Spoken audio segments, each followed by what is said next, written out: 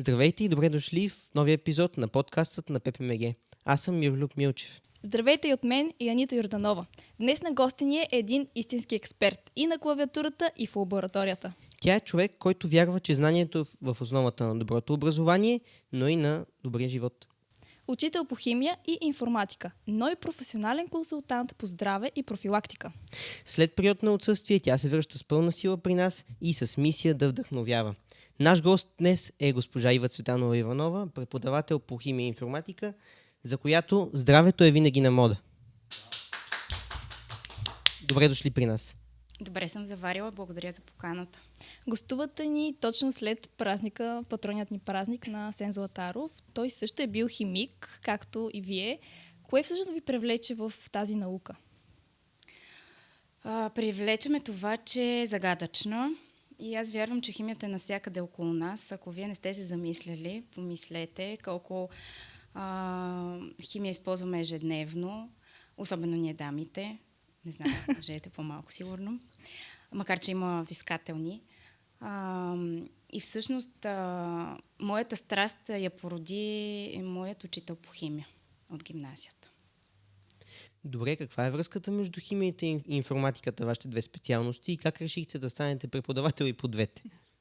Случайно. В интерес на истината се опитвах да избягам от математиката и в 12-ти клас, като се чудех какво да кандидатствам вече, финално с какво да се занимавам, се спрях на химията и биологията. Оттам продължих по-конкретно с химията само и за да избягам от математиката, търсех такава специалност. Само че, забележете, химия и информатика, в които математиката е изключително много. Изучих всички математики. Но в интерес на истината, когато записвах, не знаех, че специалността ми е педагогическа. И разбрах го, малко след това, но не се отказах. Не се отказах, защото реших, че дори да е педагогическа, това, което съм научила в университета, ще ми послужи и за в бъдеще. И мога дори да бъда и програмист, т.е. да работя нещо свързано с информатиката, но да не съм в училище. После разбрах, че не е моето, но това е друга тема.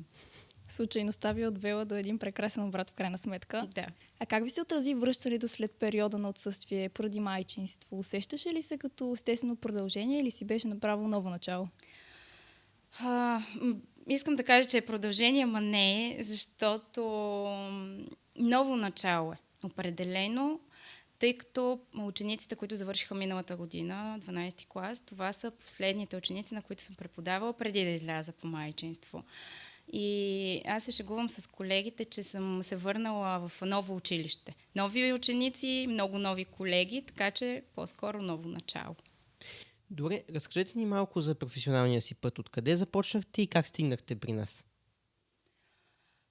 Започнах веднага след като завърших университета. Започнах в училище в София, докато следвах своята магистратура, която е химично насочена. Тогава разбрах, че това си е моята професия. Имаше ли притеснението все пак първият работен ден? Какво си спомняте от този момент? Интересни неща. Първият ми работен ден, тъй като аз също бях учител по химия, по информатика, по информационни технологии, по човекът и природата, по биология, макар и като не специалист, тъй като бяхме малко училище и там един учител по няколко предмета. Първият ми работен ден беше, влизам в училище, запътвам се към кабинета, за да се преоблека за празника и ме среща едно момче в коридора. Аз го поздравявам и той ми казва: добро утро, госпожо по човекът и природата. Така че беше разбрал вече, запътвайки се към кабинета, че аз съм новият учител по човек и природа.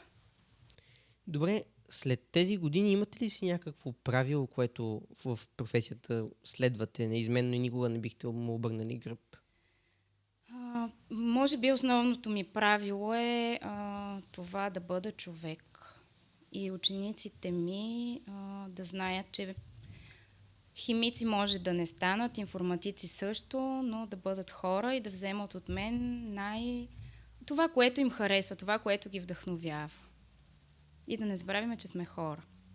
Двойките са си двойки, шестиците също, но все пак. Да, уважението е много важно. Да, оценките не са най-важното нещо все пак. А вие каква бяхте като ученичка? Математиката ли ви беше любимия предмет или някой друг? Категорично не. Както започнах с математиката. Любими предмети са ми били биологията и химията още в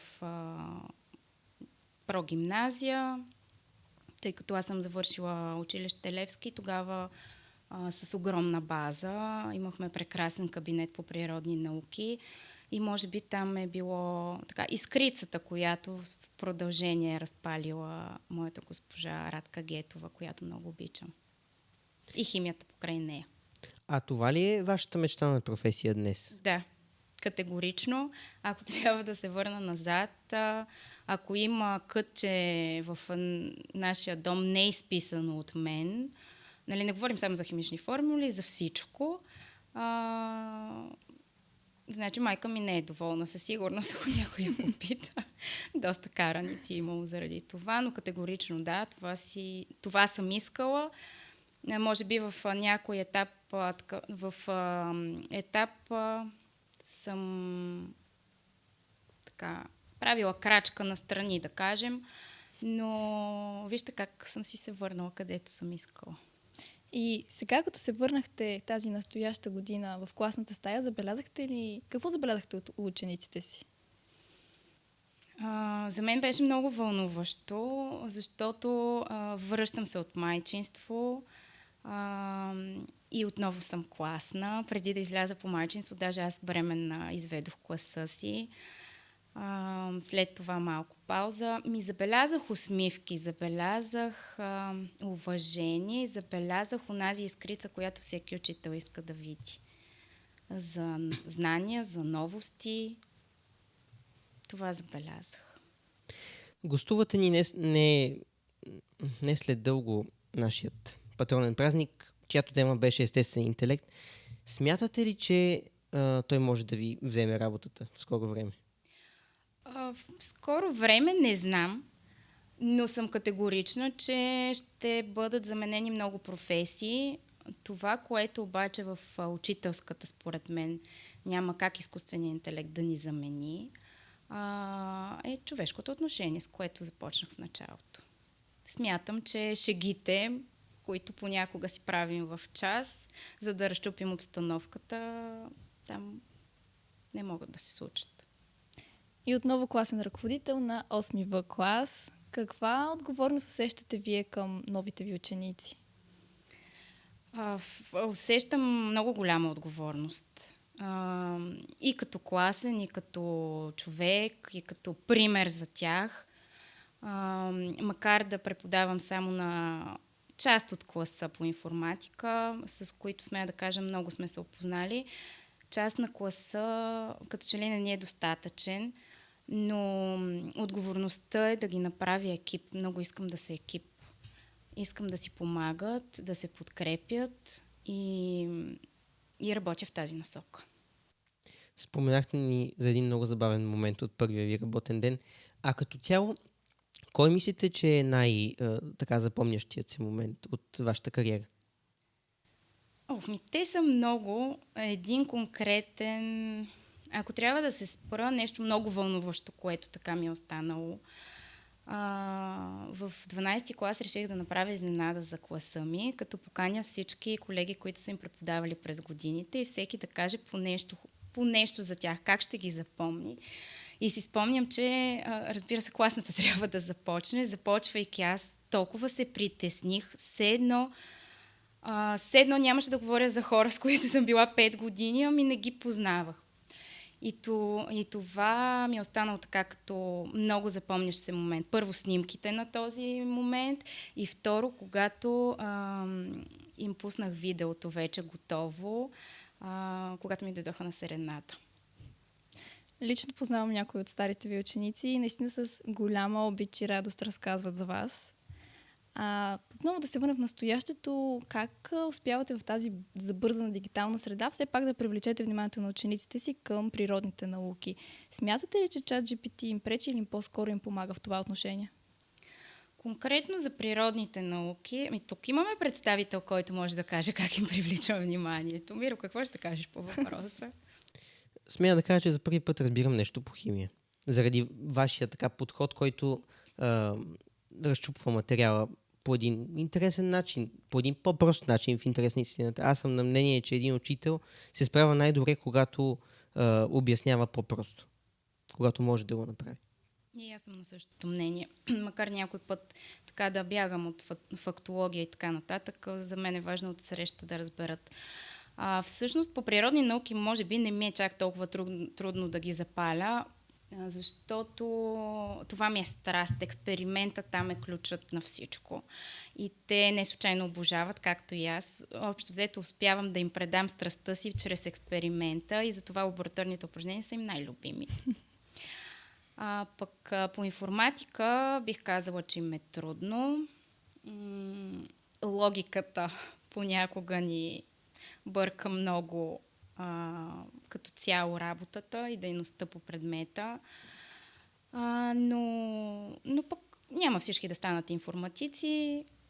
Така или иначе, все този, който иска, ще продължи. И ако аз съм подпомогнала това да го запаля или да го напътствам по-скоро на къде да тръгне, много ще се радвам.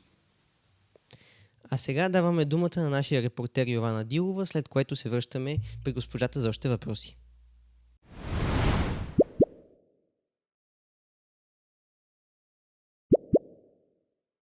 Започна разчистването на терена за изграждането на нов корпус на нашето училище. Това е един важен обект в първата одобрена концепция за интегрирани териториални инвестиции на община Ботевград. Проектът се финансира със средства по програмата Развитие на регионите. Съвсем скоро ще започнат и самите строителни дейности. Това обяви кметът Иван Гавалюгов по време на брифинг с местните медии. В най-скоро време, до края на месеца, ще започнат, разбира се, и строителните дейности, което ще съобразим естествено и с учебния процес. Основна строителна дейност ще бъде извършвана през периода на ваканциите, но сами разбирате, че няма как в рамките на 3 месеца да бъде издигната тази сграда, така че при всички положения ще се строи по време на учебния процес. Активно търсиме средства за осигуряване на втория етап, което е актовата зала и библиотеката, тъй като обектът е разделен на 2 етапа, учебен корпус и свързано строителство между старата и новия учебен корпус намира актовата зала и библиотеката на новата библиотека на гимназията. В проектната разработка са определени 2 етапа за изграждането на сградата. Етап 1 обхваща изграждането на учебна зона и топла връзка, свързваща се с физкултурният салон, а етап 2 – изграждането на общо достъпна зона и полуфункционална зала, които са свързани с съществуващата училищна сграда. Новият корпус на ППМГ ще включва 10 нови класни стаи, 4 специализирани кабинета, санитарни помещения, библиотека и зала за провеждане на масови училищни дейности. И да не пропуснем най-важното – корпусът ще сложи край на ученето на 2 смени.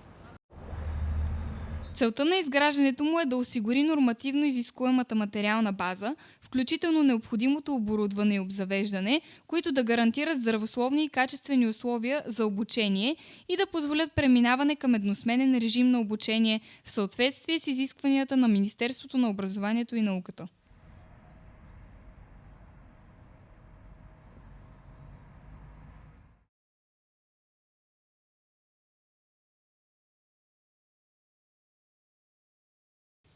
И продължаваме с въпросите към нашия преподавател по химия и информатика, госпожа Ива Цветанова Иванова. За някой, както и за вас, госпожо, химията е чиста магия и експерименти, за други е доста сложна задача, която изисква много отдаденост. Освен тази магична част в химията, какво е тя още за вас? Любов, страст. Може би тя изразява самата мен до голяма степен. И се опитвате това да го предадете на вашите ученици? И се надявам да успявам. Поне една малка част.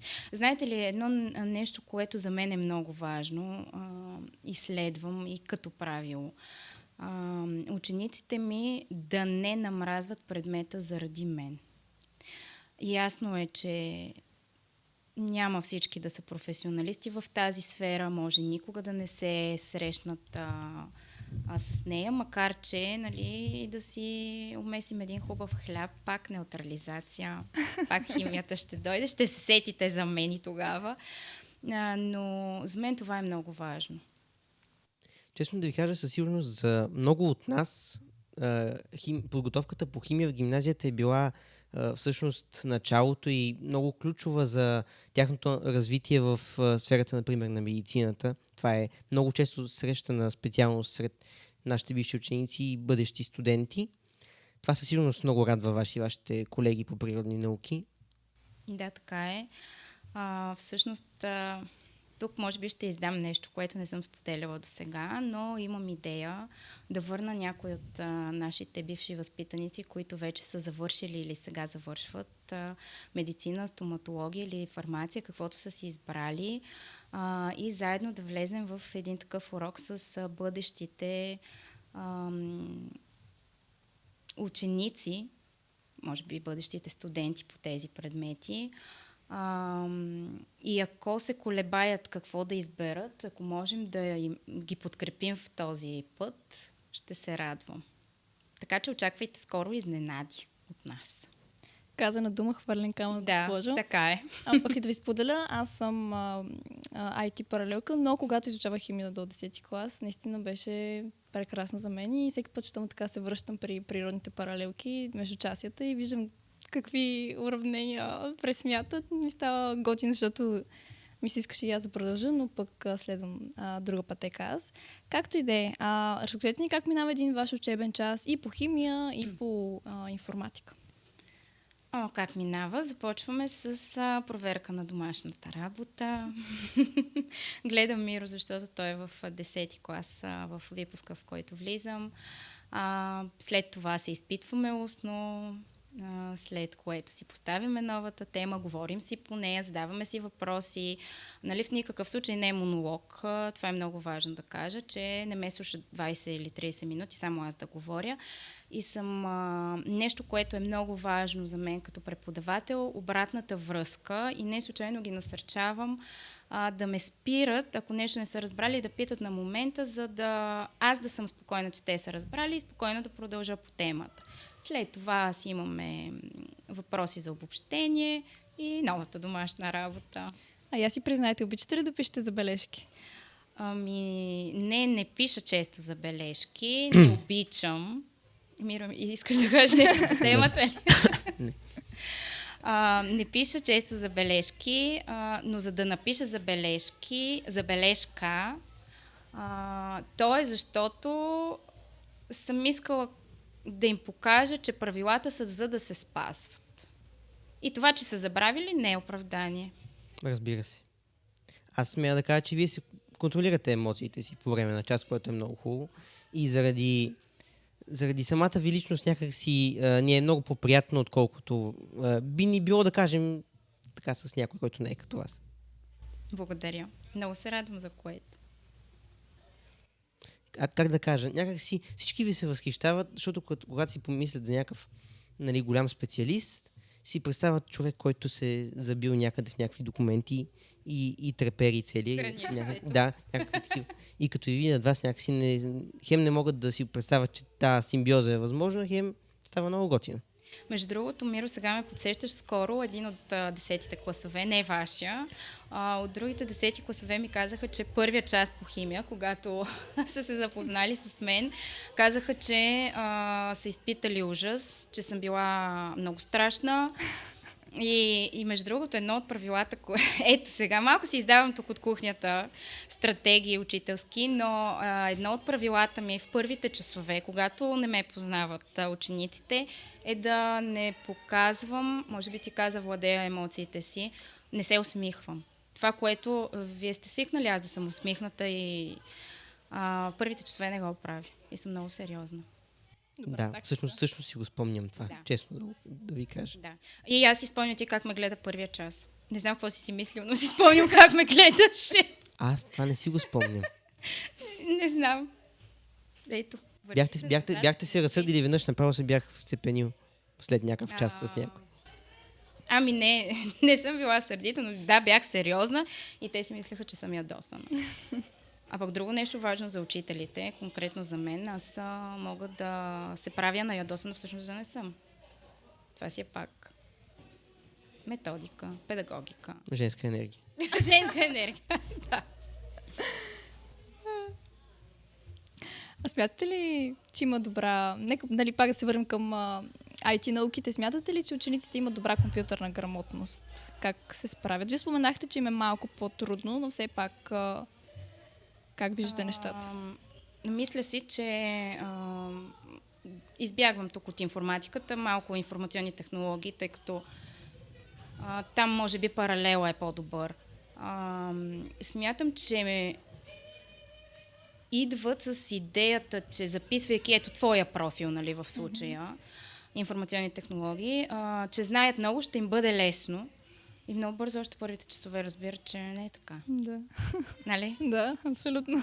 Искам да ви питам нещо. Прав текст, какво мислите за социалните мрежи? Аз знам какво мислите, но нека да кажем на зрителите, да. Какво мисля за социалните мрежи? Аз ги използвам. Мисля, че те са полезни, ако знаем как да ги използваме и наистина да ги използваме по предназначение. Аз ги използвам по предназначение, не ги използвам просто безцелно да скролвам. Това е нещо, което бих казала ме побърква. Особено когато го наблюдавам все повече, за съжаление. Все повече се случва. Сега по-рядко, откакто сме ви взели телефоните, но това е друга тема. Но социалните мрежи, според мен, са полезни, ако ги използваме правилно. Да ви кажа, сутрин като стана, и най-често вашето усмихнато лице е първото нещо, което виждам сутрин във Фейсбук. Радвам се. Много зареждащо. Дано да ви тръгва деня усмихнато и на вас. Активен потребител на Фейсбук. Да. Но да, както вие казахте, нож за острията е, както изкуственият интелект, който споменахме по-рано, така че ако го използваме правилно, да. А според вас, кое е най-голямото предизвикателство за един учител в днешно време? Дали е поддържане на дисциплината, дали са новите технологии, така иновациите, които са по-различни от преди и така нататък? Кое е според вас? Смятам, че предизвикателствата са не само едно-две, а са повече и стават все повече, тъй като вие всяка година ставате все по-различни. И аз, наблюдавайки вас, наблюдавайки дъщеря ми, голямата ми дъщеря, която е в 4-ти клас, аз да ви кажа, не знам, ние методика сме учили сме, но според мен трябва да си я така актуализираме всяка година и да имаме подход, който е съвременен. Тоест, да, дисциплината е важна, но тя си зависи от нас. Нали? Вие сте едни и същи. При някой няма проблеми с дисциплината, при други има. Тоест, тук вече е нашата роля. Ние какво ще направим да ви овладеем и вече да си свършим работата, за която сме в час. Но смятам, че без дисциплина не можем да си свършим работата. Качествено. Да, абсолютно е така, наистина. Сега нека да излезем извън училище. Вие сте и активен консултант по здраве. Какво породи интереса ви към профилактиката? Разкажете ни малко повече, защото аз лично не знаех за това ваше занимание, тези ваши интереси и ми стана много интересно, когато... Между другото, аз може би знам за тези занимания отпреди да знам, че е учител. Как да го кажа? Не съм и попадала с някоя лента във Фейсбук, Миро, за това. Да. Но имаме общи познати, така че... Как се зароди? Зароди се по време на майчинството ми, второто ми майчинство, нали, отсъствието, за което споменахте. Смятам, че това една жена да е в този най-хубав период, безспорно е такъв. Смятам, че не всичко трябва да й се върти около памперсите, храненето, даже напротив. Смятам, че всяка една жена, която иска, нали, е приоритет, може да направи нещо различно за себе си. Най-малкото тя да си намери мястото или кътчето, в което да е себе си. Така се породи. Започнах с повече да чета в Фейсбук ми попаднаха първо такива групи, подобно на моята. Попадна ми информация за профилактика, започнах да чета повече за хранителни добавки, за супер храни, за елементарните навици, които можем да имаме всеки ден, с които наистина да подпомогнем здравето си, защото определено не ни е даденост и е наша отговорността за него. И така вече 3 години, миналата година, завърших този курс по хранене и здраве, така че съм сертифициран консултант и по това. И това ми е другата страст, да. Аз съм зодия Везни, не знам дали знаете. И ако трябва да кажа, на едното блюдо е учителската професия, на другата е здравето и профилактиката. Но намирате баланс. Намирам баланс, ама често като една везна си се колебая понякога. Тук много бързо влизам в баланс заради мъжа ми, защото много бързо ми показва кои са ми приоритетите. И подкрепата, от негова страна, защото ако семейството не е било зад мен през тези 3 години майчинство, със сигурност нямаше да се развия в тази сфера, да си постигам там успехите и така. Аз не знам дали от час или от Фейсбук съм научил повече от вас, със сигурност много и от двете места. Но много са интересни така, нещата, които споделяте във Фейсбук и неща, които не съм се замислял, неща, които може някои митове разбивате много често. Споделете ни някакъв такъв пример. За митове за здравето ли? Да. Може би голямата заблуда е това, че си набавяме достатъчно витамин D от слънцето. Защото в месеците с Р, т.е. от септември до април, до нас, България в тази географска ширина, в която достигат само УВА лъчите, които са канцерогенни, даже те не ни носят нищо, а УВБ лъчите ще ги очакваме сега чак през май. И за това е важна тук профилактиката, чрез храненето. А как разграничавате ефективните продукти от маркетинговите трикове? Вие казахте малко по-рано, че всеки може да приложи в ежедневието си такива елементарни навици, които да подобрят както здравето му, така и душевното му състояние. Какъв пример вие ще дадете за нещо, което сте добавили в ежедневието си и има голяма промяна от това как се чувствате? Голяма промяна е нещо, което може да направи всеки сутрин, да изпие чаша топла вода, може с лимон. Ако не обича лимон, то препоръчвам да е с хубава сол, дали хималайска, дали морска. В интерес на истината България има прекрасни продукти, прекрасни соли, които могат да се използват, които съдържат наистина много елементи, които са важни за нас, за нашето благосъстояние. Така че препоръчвам тук да се използват продукти, които са от нашата територия. Ако е възможно да са от нашата територия и вече тогава да посягаме към други такива чуждестранни. Харесва ли ви ролята на създател на онлайн съдържание, по-нашему казано инфлуенсър? И как го съчетавате с учителската професия, с ролята на майка, с всички тези роли във вашето ежедневие и във вашия живот? Харесва ми определено. Нещо, което може би не знаете за мен, аз много обичам да се снимам. Това го знам. Ти го знаеш, Миро, защото си ми в групата, но ако си се разровил повече в нея, когато съм я създала, Димана малката ми дъщеря беше на няколко месеца и всъщност тя наистина израсна пред очите на хората в групата. Така че за мен с лекота се случват нещата. Хрумва ми нещо в момента, което ще е полезно за хората в групата и аз го снимам и го качвам. Тоест, тук не по отношение на маркетинговите трикове, което ме попитахте преди малко, била съм в такива обучения с коучове така на много високо ниво.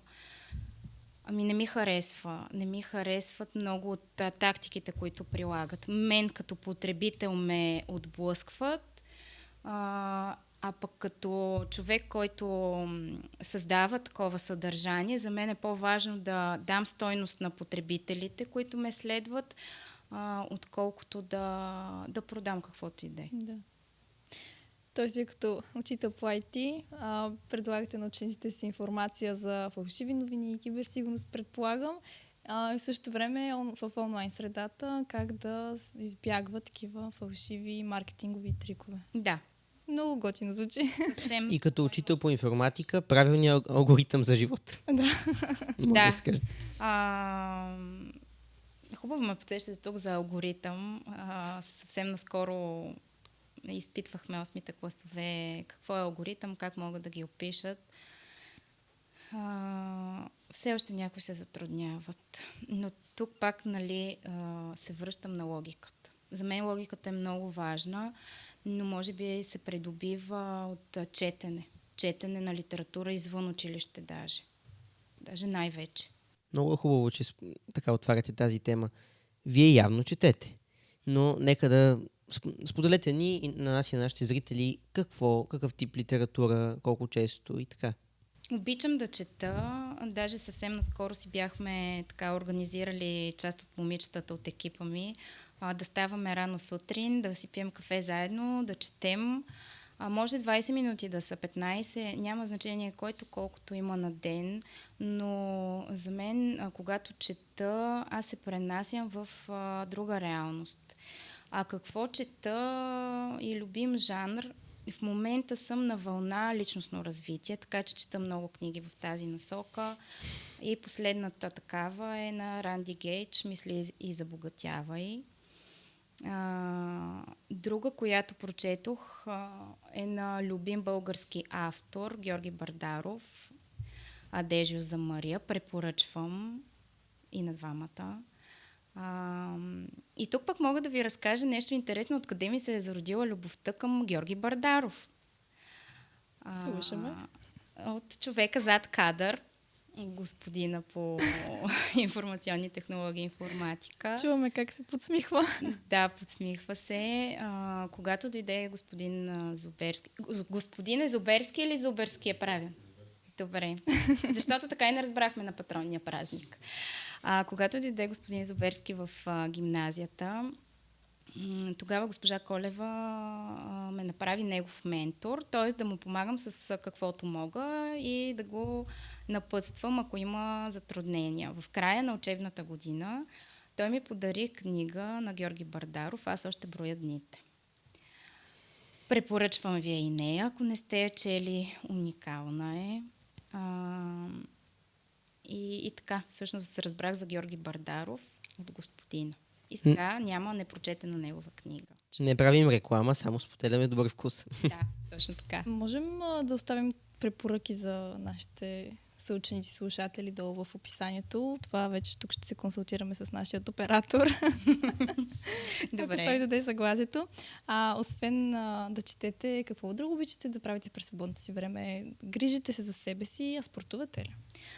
Не мога да кажа, че спортувам. Нещо, което правя сега, ама аз не съм постоянна в това. Пък постоянството е много важно. Да. Сутрин си пия водата.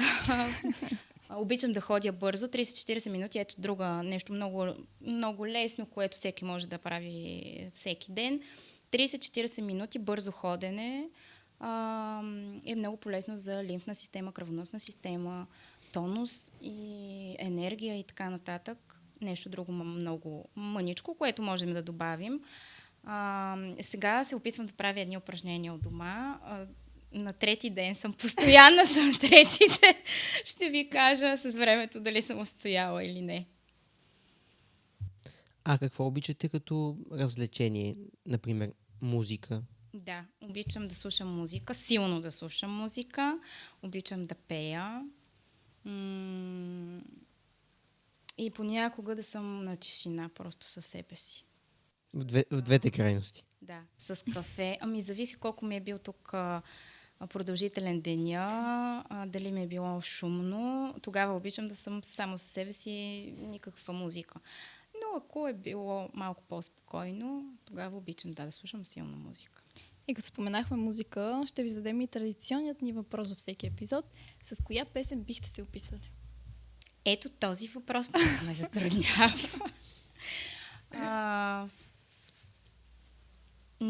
Не знам с една конкретно, но така на Прима Виста ми идва Топъл дъжд на Силвия Кацарова.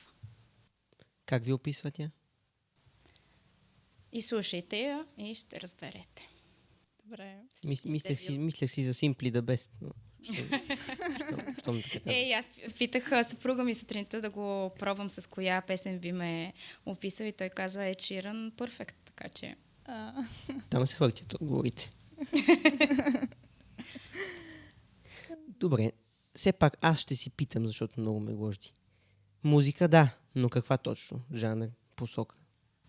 Само кей-поп не харесвам, обаче по ирония на съдбата, нали се Значи сме двама. че нещо все така ще се случи, че да наклони на някъде везната. А моята голяма дъщеря сега е фен точно на такава група.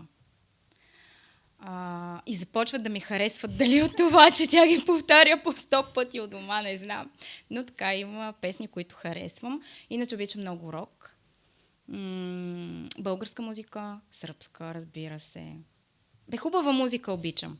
Има как да се забавляваме ние учениците с вас, значи. Да, като ми дойдете на среда, да ще видите. А обичате ли да пътувате? Много. Много обичам да пътувам и сега при всяка възможност, всяка ваканция, дори да не е ваканция, между другото, аз съм много така импулсивна и обичам да запазвам от днес за утре. Ако мога да запазя от днес за утре, в петък запазвам, в събота отиваме някъде. Характерна черта на Зодия Везни ли е това? Ако аз наклоня везната, ако не съм в правилната посока, Цеци ще каже, че няма да ходим никъде и се връщам в баланс. Така че... Ако сте гледали внимателно предни епизоди на нашия подкаст, знаете, че завършваме с нашата книга за послания, в която и вие да оставите нещо за нас. Добре, с удоволствие. Гледала съм и ги гледам с голям интерес. Само на тази ли? Да, тук. Добре.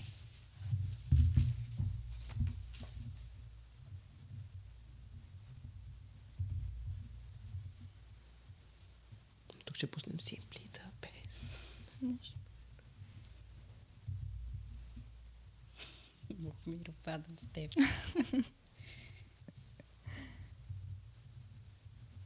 Малко ни беше времето заедно една година. Предложи профил химия. Добре, ще се виждаме някъде. Ще се виждаме по коридорите. Може Миро да стане така един привърженик на здравословния начин на живота. Да, се присъедини. по-скоро да. Към вашето... Да, заповядай в здравословно екипа, екипче, да. Миро. Каняте официално. Пред камерата. На ефир. Топъл дъжд, чакам дъжд, близнат ми ги очумям, как света изведнъж стана по-красив и бял.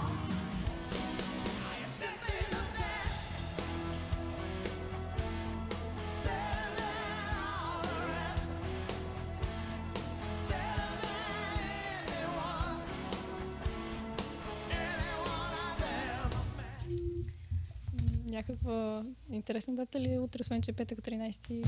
Ама прочетете го. Ма не забравим да ви кажа. Добре.